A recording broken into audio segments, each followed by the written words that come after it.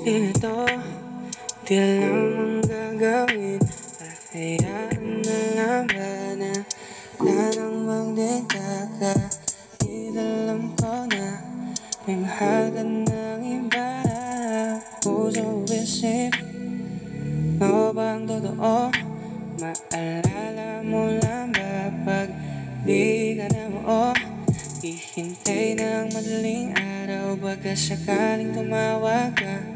Titiis ng ganito, pagkat mahal kita. Di sigurado,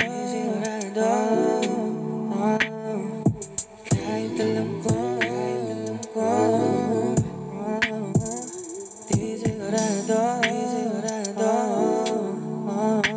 kahit alam ko, dahil alam ko, lagi sinasabi sa sarili, di magtatagal lang. Pantas siyang pinili, kahit mali, iibigin ka.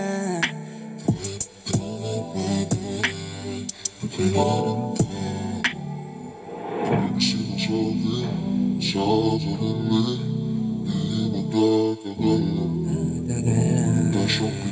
Pantas siyang pinili, Kahit mali, ibigin ka.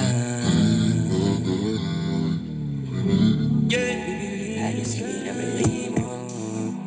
Gusto nang mawala pero kusang bumabalik. Mga tanong na umiigo, iniisip ang sagot at lunas sa akin kung sakit sa kaliliman tumagtamo. Ikaw bang kasalanan? Pag bigla na lang nagbago, masyado na malabo. Teka muna sandali, sarili di mabakali.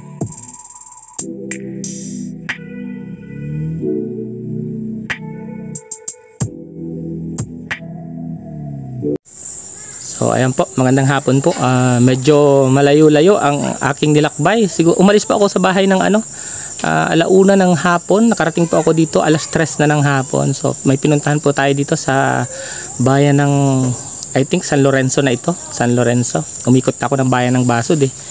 Pupuntahan po natin yung isang mag-anak dito na ayan po, kung nakikita nyo po yung kanilang bahay sira-sira na. Yan pong nakagarahing motor naman sa kapatid daw po nung kanyang asawa. Ginagarahe lang po dito sapagkat pagka uuwi po yung asawa niya galing sa doon po sa kapatid, yan po ang ginagamit para bumalik po doon at kung ano pong pangangailangan, yan pong service na yan po ang ginagamit. Medyo malayo-layo po talaga, mama. So ito po, wala po yung kanyang asawa. Ito po ang kanilang bahay. Ayan. Ay grabe, butas-butas na, pero sila ate hindi mo pagkamalang naghihirap. Na natagpuan ko rito sa bundok ng Tralala. Ayan po, medyo ang tawag dyan, pababa tapos pataas. O yan yung bundok, yung nyug mataas pa ako sa nyug. Ayan po, dito po ang kanilang bahay. Kung makikita nyo po, ayan, butas-butas na, hindi na maipagawa. Yan, pero semento. Kung may pagpapatuloy po itong bahay na ito, siguro mas gaganda pa po ito. Ate, paano kayo pag natutulog? Ay, kanino palang bahay ito? Sa kapatid ko po. Sa kapatid mo. Diyan kayo pinapatuloy muna habang wala sila. Pero ito talaga yung pinakabahay ninyo. Oo, ito talaga pinaka-anong bahay. Oo. Kumusta naman ang pang-araw-araw? Mag-ibat. Mahirap. Bakit? Paano mahirap? Mahirap kasi minsan walang trabaho. Anong trabaho ni mister? Ngayon, nag-aani lang siya ng palay. Ng palay. Ikaw? Wala, dito lang. Dito ka lang sa bahay. Kumusta naman yung dalawang anak mo? Nag-aaral yan, nag-aaral. Nag-aaral po. Ayan. Ilang taon na siyang bunsong babae? 5 taon. 5 taon. Yung lalaki? 10. Okay. Eto, dito ka nagluluto? Oo. Lutuan nyo to? O paano pagka bumalik na yung kapatid mo, wala na ulit kayong bahay? Okay lang naman at bihira man siyang umuwi. Hindi nga, halimbawa, umuwi na, for good na dito. Actually po, yan pong kabilang bahay, maliit lang po yan. Mamaya po ipapakita ko. Ayan po. So, ayun, ano po yung nasa likod na yun? CR po yan. CR, ayan. Medyo okay ang CR kasi, may privacy. Kung makikita niyo po ang kanilang paligid, po, ito. Ayun, dating bahay, dating magandang bahay, kaya lang wala pong sapat na hanap buhay ang kanyang asawa. Kaya po, hindi po maipagawa at Sobrang napakahirap talaga ng kanilang buhay. Ayan, tingnan nyo. Yan po, kita na ang langit. Kitang-kita na po ang langit. So, magkano man natin ang kinikita ng asawa mo sa isang araw? 300 po. 300 na pagkakasya naman. Siya naman po. Ano yun? Araw-araw may Ay, ganun hindi. siyang kinikita. Ano Hindi lang? po. Minsan sa isang 1 week, 3 days lang may may pasok. May Pasok. trabaho. Oo. Bali 900 lang sa loob ng isang semana. Ang gawa lang, gulay-gulay. Gulay-gulay. Oo. Oo. Ilang taon na yung bunso mo? 5. Ang cute naman ng bunso mo. Itong panganay, 10 taon pa lang. dalawa lang siya. Ilang taon ka na ate? 28. 28. Si Mister? 29. 29. Halos magkaano lang pala kayo. Wala siya ngayon. Wala po. Oo, sana na-tsempohan ko. Kaya medyo hapon na ako pumunta kasi kala ko nandito. Nurse! Yung pagkain naman ate araw-araw, kumusta naman? Medyo okay naman. Minsan nawawalan. Pero Paano nawawalan? nawawalan siya. Minsan walang almusal, ang ganun. Minsan naglulugaw na lang. Lugaw. Mm. Oo, pinagkakasyahan nyo talaga. Pinagkakasya. Umabot pa sa point na talagang halos walang makain sa isang buong araw. Meron po. Nakapunta lang kami sa kapatid. Doon na lang kayo nakikikain. Doon na lang. So, parang ang hirap makasurvive sa pang-araw-araw. Ayan. Ilang taon ka na? Ano pangalan mo? Dan Carl po. Jan Carl, nag-aaral ka. Hindi naman kayo nahihirapan. Hindi man lang po. Kunti lang. Ang hirap. So, ikaw, B. Mahihain si Bibi. Ang hirap ng daan papunta dito sa inyo. Ayan, yata si Mr. Siya na ba yan? Ay, hindi po. Hindi yan. Nakala ko siya na. Ano yun? Nagtatanim lang siya o nakikitanim? O nakikianim? Nakikita niya, nakikiani. Ah, ganun talaga, no? Talagang mahirap ang kanilang pamumuhay. Kailan pa to nasira itong bahay ninyo? Parang taon pa po yan. Nakaraang taon pa?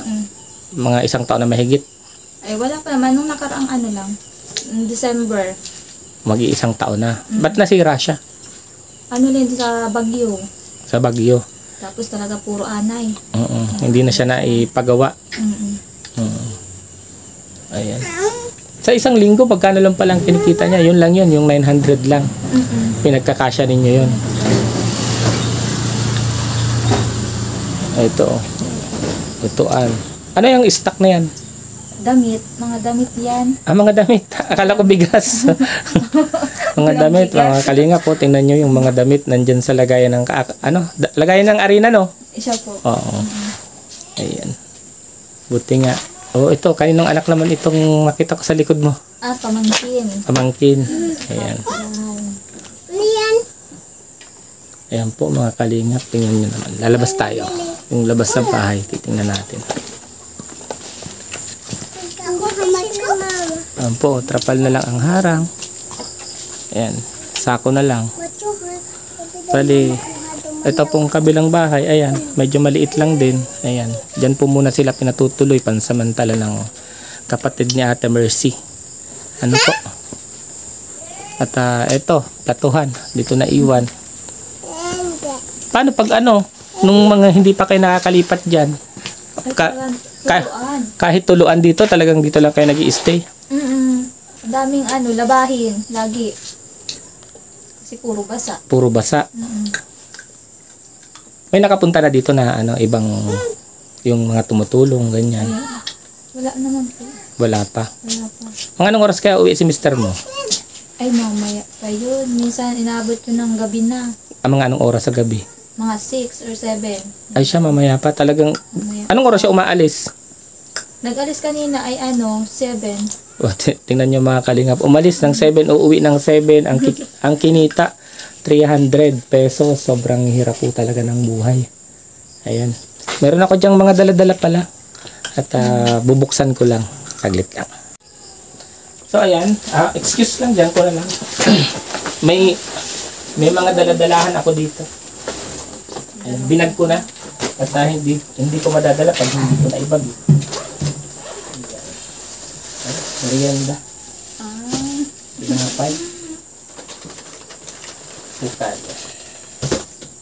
Kasi natin ito.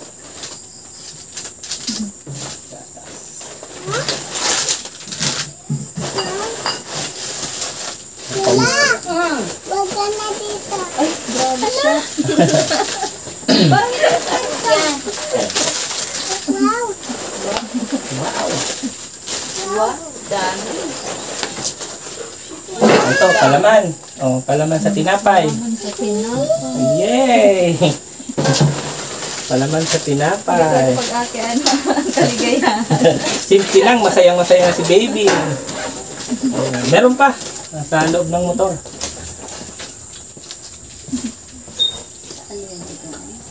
Wag ka na. Akin to. Yay! Yay! Akin to. Wala ito. Wala ito. Di mo.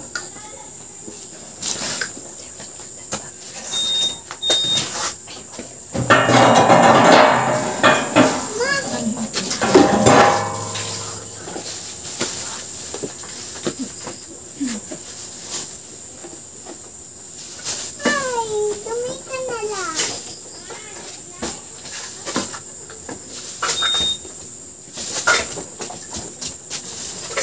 Meron na. Meron pa. Marami pa ito.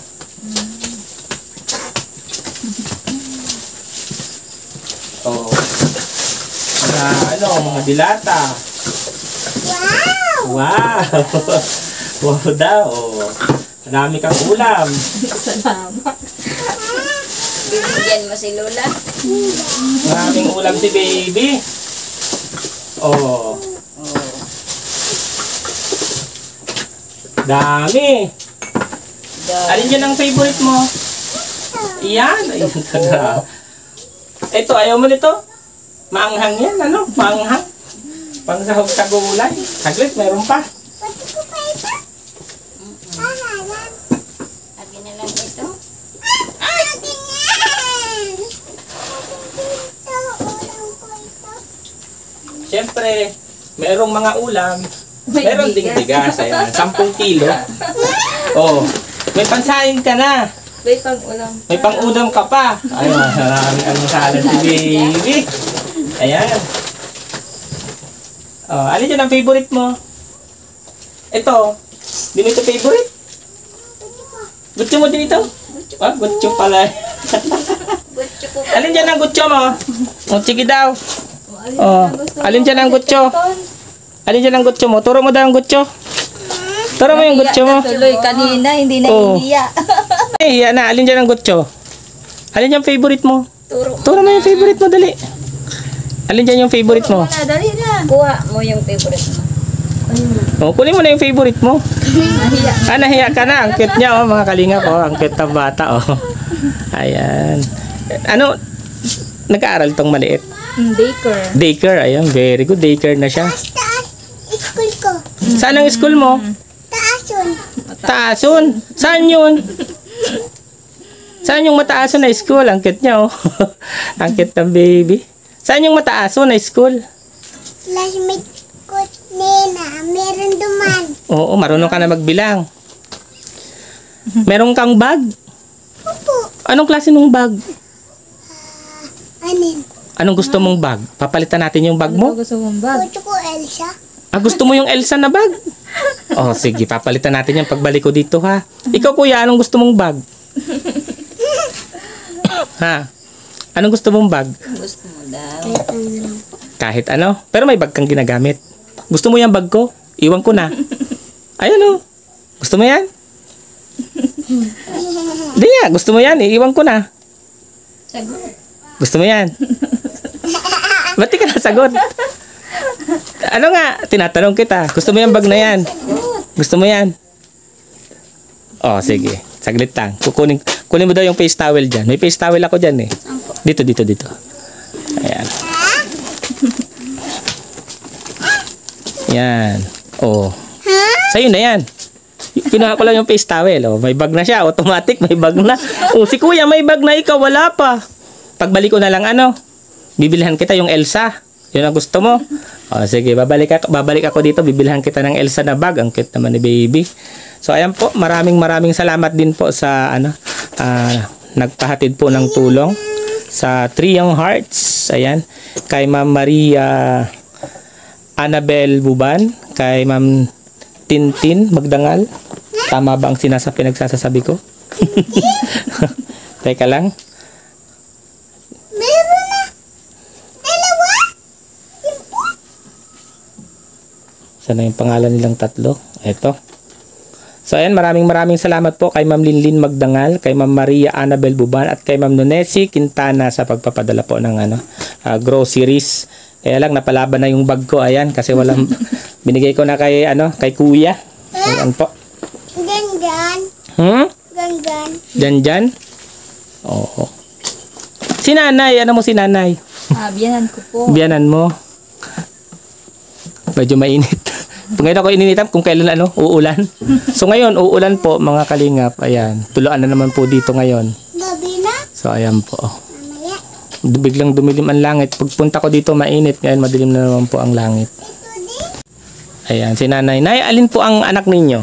Si Ronel. Yung pong lalaki? Yung lalaki. Opo. Kumusta naman po yung hanap buhay o yung pamumuhay po nila dito? Paano-ano lang ang hanap buhay niya. Na minsan naaldawan siya, minsan nasiring siya sa tugang sa panganiba, na-deliver ng mga tinapay, sa bakery. O subaybay niyo po pala ang pamumuhay nila dito. Ay oo, kasi pag mayo sinda, siyempre may nanay.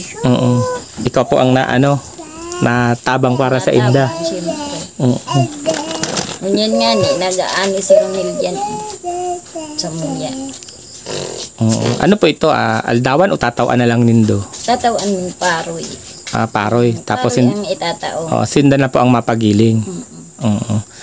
Paano po ini nagsimula na arog po kayo na sira po itong bahay? Actually, magtatagalog po ako kasi yung ibang viewers po natin hindi maintindihan kung magbibicol tayo. Paano po nagsimula na nagkanda sira po itong kanilang bahay na ganito po ang kinalabasan? Ay yung sa sa pagbagyo, tapos medyo matagal na. Ganyan na, hindi na anong bubong. Kaya ganito na. Pagka wala po pala sila, kayo na mismo ang nagbibigay para may makain po ang pamilya ng inyong anak. Oo, tapos yung kapatid niya. Tulong-tulong na lang po kayo. Tulong na lang. Opo. Actually, nadaanan ko po ito nung nakaraan, kaya binalikan ko po kasi sabi ko parang may sirang bahay doon. Tapos nagtanong-tanong nga po ako doon sa baba, sabi sa kanilang araw po ito, kaya sabi ko babalikan ko po ito ngayon. Bale, ito po pala, po ito, bahay po ng isa nyo pang anak. Pinatira lang po sila dito. Oo. Ayan. Ayan po mga kalingap, napakaswerte naman dahil may ina, may kapatid po sila ate Mercy. Yan na na tumutulong at umaalalay sa kanila. Pero kung sakali po sa may magaganda pong puso o may mga magagandang loob na gusto pong tumulong para mapaayos po itong kanilang munting tahanan, ayan, lumabas po akong madali at nakabukas ang aking U-box, umuulan na. Ayan, maaari po natin silang tulungan. Ayan po ang itsura ng kanilang bahay. Hindi na po nila may pagawa. At ito naman po yung bahay ng kanilang kapatid. Katabi lang po nila na pansamantala po pinapatuloy po sila dahil wala raw po dito. Ayan. Napakaswerte naman at meron pong kapatid na tumutulong po sa kanila. So tulad nito ate, uulan na naman kung hindi kayo pinatuloy pala dyan. Basang-basa. At ito, at least yung mga damit nyo safe. Ayan na. Safe. Nasa lagayan ng harina. Ayan mga kalingap.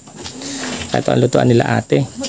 So ate, ano pong masasabi ninyo sa mga nagpahatid ng tulong nagbigay ng kaunting grocery? Ay, laking tulong po sa aming pamilya, lalo na yan, bigas. Talaga yan ang mas importante sa ngayon. Bigas kasi ang pang-ulam. Ang ulam kasi nakukuha na lang. Pero marami din salamat sa binigay. Oo. Dapat pala inano ko to, 25 kilos na lang 25 kilos kaya lang, hindi kasya kasi sa motor ko, medyo malayo ang sa inyo. Napakalayo. Grabe po. Pag pumunta ko dito, ang bilis na nga ng takbo ko. Pero ayun, inabot pa rin ako ng hapon. Ayan. So ayun po, maraming salamat po sa lahat ng nanonood kay Daddy Donut sa ating munting channel. Muli po, suportahan po natin ang ama ng Kalingap, si Kuya Bal Santos Matubang, si Kalingap Rab, si Ate Edna at ang buong team Kalingap. Ingat po kayo at ingat rin ako. God bless us all po.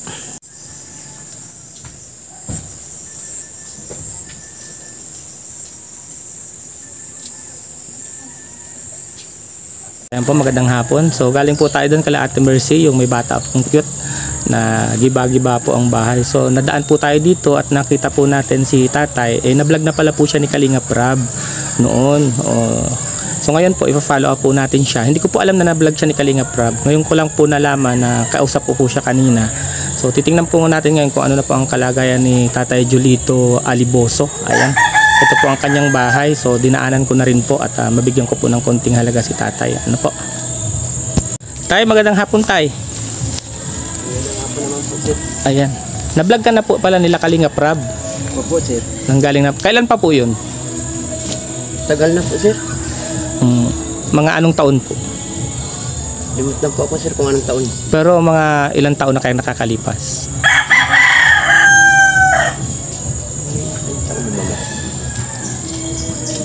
May ilang taon yung nagpunta sila dito. Yung mga kuwan. Isang taon? Ito talaga tayo ang bahay mo. Opo, sir. Ano yan, mga garbage bag yan ano? Garbage bag na lang yung harang sa bahay ni Tatay Julito. Pwede tayo masilip ang loob. Sige po. Ayan, silipin po natin ang loob.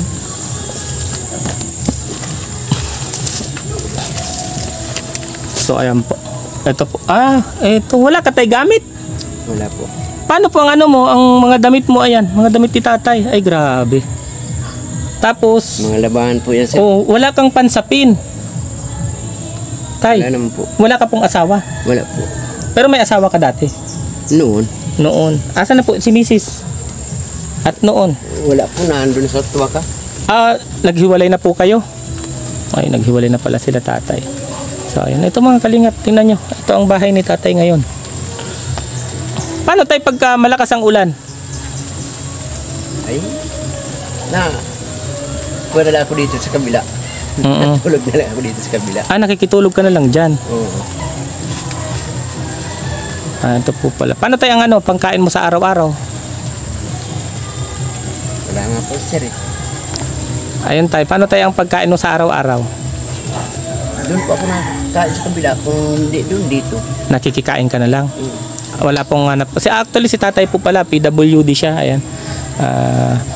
Meron siyang sa paa. Kapansanan sa paa.